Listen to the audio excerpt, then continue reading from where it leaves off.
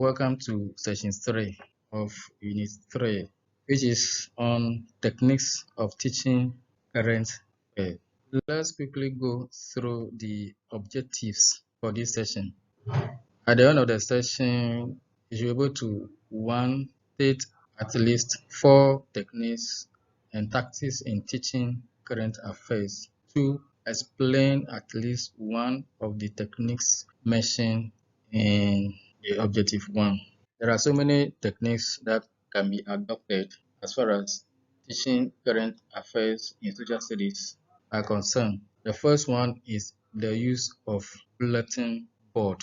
We use bulletin board to display materials that can attract the attention and create interest, which will form the basis for the current event lesson. So what should exactly be displayed on the bulletin board? We can divide the bulletin board into sections. For example, we can divide one portion for international, second portion for national, third portion for regional, and maybe the last one for the state. So we divide them into these sections, and then we give responsibility to committees or individuals in the class. So in each of the sections, we can ask what exactly happened. If it is international, what exactly happened? Why did it happen? What influence does it make? If it make a difference, what can be done about it in each session? So the event happened at the international stage, or it happened at the national stage, regional, or the local stage. We ask this question under each session. So on the same bulletin board, maybe you can even provide something like a glossary of new words or difficult words. Then the second approach can be that we encourage learners to develop or prepare event notebooks.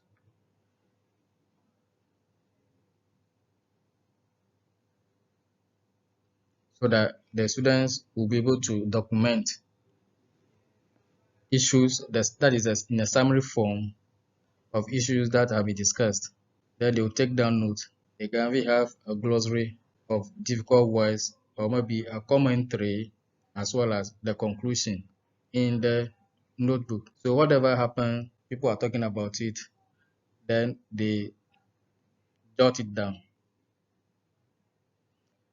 Then the third technique can be we encourage learners to collect clippings on a particular event or issue. So these clippings, we can mount them and file them in a particular place, or we have a collection of clippings for the class discussion. For example, what happened in Nigeria, what happened in Turkey. There are a lot of pictures, photographs to help the learners to cut them and arrange them accordingly. Then another technique can be use of globe. Use of globe. We have to guide learners to be able to locate where exactly various events or happenings took place.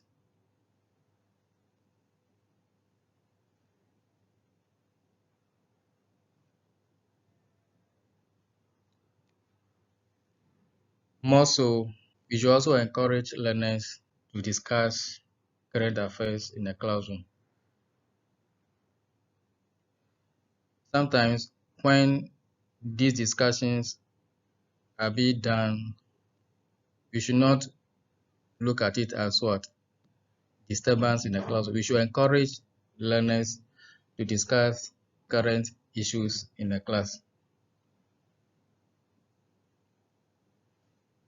Another technique has to do with the fact that we have to guide learners in an attempt to discuss current issues, be guided by their values. Let learners encourage them to discuss values by giving them articles to read and asking them questions about the article that will guide what they read. Then you also let learners give their reaction to what they read. Then guide or direct learners to look for various viewpoints without advocating any position, whether it is wrong or it is what? Right. Another techniques can be the use of reports by individuals or committees that you have tasked for various events. For example, the committee can interview or can interact with people who have the expertise or the knowledge in a particular area, or they can follow, students can follow a story to its logical conclusion. Another technique is that we can let learners dramatize or role play current events. Whatever current events taking place is about election, is about issues that you think is of relevance to students. You can guide them to role play or dramatize it.